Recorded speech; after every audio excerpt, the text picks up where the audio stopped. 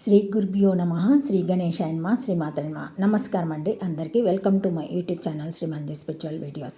మనం శ్రీ లలిత సహస్రనామ స్తోత్రనామాలకు ప్రతిపదార్థాలు తెలుసుకుంటున్నాం కదా శ్రీమాత్రే నమ. కానీ అంతకంటే ముందుగా మీరు కనుక మన ఛానల్ని మొదటిసారి చూసి ఉంటే తప్పకుండా ఒక లైక్ ఇవ్వండి, షేర్ చేయండి, నచ్చితే సబ్స్క్రైబ్ చేసుకోండి, కామెంట్ పెట్టండి దయచేసి. ఇంకా వీడియోలోకి వెళ్ళిపోదాము. శ్రీమాత్రే నమ.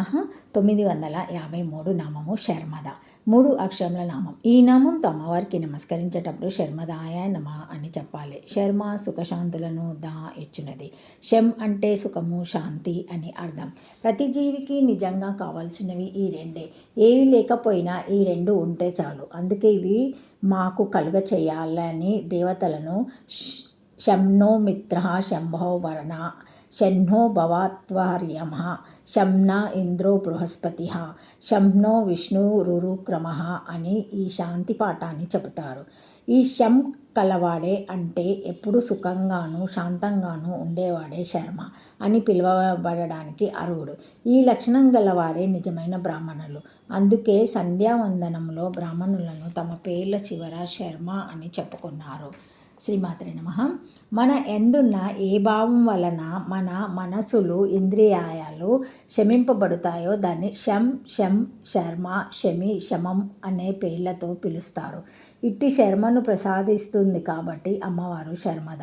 సుఖశాంతులను ప్రసాదించినది అని ఈ నామానికి అర్థము. శ్రీమాత్రే నమః. 954 నామము శంభు మోహిని. 5 అక్షరముల నామం. ఈ నామంతో అమ్మవారికి నమస్కరించేటప్పుడు శంభు మోహిన్యాయ నమః అని చెప్పాలి. శంభు శివుని, మోహిని మోహింపచేయునది. శంభు అని శంభు పదాన్ని విడదీస్తే శంభు పదానికి శంను పుట్టించినవాడు అని అర్థం వస్తుంది. అంటే ఇంతకు ముందు నామంలో చెప్పుకున్న సుఖశాంతులను పుట్టించేవాడే శంభుడు అన్నమాట. అంటే సుఖశాంతుల ఉత్పత్తి స్థానం శంభుడు అన్నమాట. చలించని దృఢచిత్తం అయిన శంభుని మోహింపచేసి ఆయన వద్ద ఉండే సుఖశాంతులను భక్తులకు చేయాలని చెప్తుంది అమ్మవారు.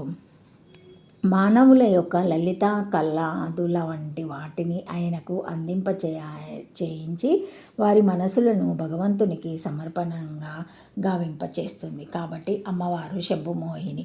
అమ్మవారి మోహినత్వమే లేకపోతే శివుని ద్వారా ఈ సృష్టి వ్యక్తమయ్యేది కాదు. అమృతం కొరకు చేసిన క్షీరసముద్ర మదన కాలంలో దేవదానవులను, అటు తర్వాత శివుణ్ణి మోహింపచేసిన విష్ణుమూర్తి యొక్క జగన్మోహిని రూపము ఆ అమ్మవారిదేనని గుర్తుంచుకోవాలి. శివుని మోహింపచేయునది అని ఈ నామానికి అర్థం చెప్పుకోవచ్చును. శ్రీమాత్రే నమః. 955 నామము ధార. 2 అక్షరముల నామం. ఈ నామంతో అమ్మవారికి నమస్కరించేటప్పుడు ధార సకలములను ధరించినది. బ్రహ్మాండంలో ఉన్న గ్రహతారకాదులన్నీ నిరంతరము గమనంలోనే ఉన్న అవన్నీ ఒకదానితో ఒకటి కొట్టుకోకుండా వాటి గమన విధానాల్లోనే అవి ఉండేటట్టుగా వాటినన్నిటినీ తన యోగాశక్తి చేత అమ్మవారు ఉంచుతుంది. ఇలా ఉంచగలిగే శక్తిని ధరించడం అంటారు. ఇలా ధరించే గుణం ఉన్నది కాబట్టి అమ్మవారిని భూమిర్ధోరధారిణి, లోకధారిణి అన్నారు.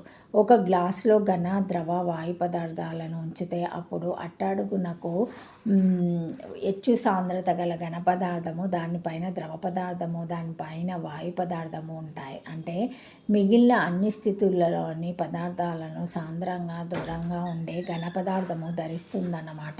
అలాగే భూమి కూడా అన్నిటినీ ధరిస్తుంది. ఇలా ధరించేది కాబట్టి ఈ పృథ్వీని భూమిని ధార అన్నారు. ఇలా ధరించడానికి చాలా ఓర్పు కావాలి. అందుకే క్షమాయ పృథ్వీ సమః అని క్షమగుణంలో భూమితో సమానం అని దీని అర్థం చెబుతారు. ఒకప్పుడు విష్ణుమూర్తి ఆది వరాహమూర్తిగా తన కోరపై ఈ భూమిని ధరించి ఉద్ధరించాడు. అలా ధరింపబడింది కాబట్టి ఈ భూమికి ధార అని పేరు వచ్చింది. ఈ భూమి కూడా అమ్మవారి స్వరూపమే కాబట్టి అమ్మవారిని కూడా ధార అన్నారు. సౌందర్యలహరిలో కూడా ఈ విషయం 3వ శ్లోకంలో వస్తుంది. 1 సమస్తమును ధరించినది, 2 ఆది వరాహ కోరాచే ధరింపబడిన ధారా స్వరూపం అని ఈ నామానికి అర్థాలు చెప్పుకోవచ్చును. శ్రీమాత్రే నమః. శ్రీమాత్రే నమః. 956 నామము ధారాసుత. 4 అక్షరముల నామం. ఈ నామంతో అమ్మవారికి నమస్కరించేటప్పుడు ధారాసుతాయ నమః అని చెప్పాలి. ధార భూమి యొక్క సుత కుమార్తె. శ్రీమాత్రే నమః. భూమిని ధరించేవి పర్వతాలు.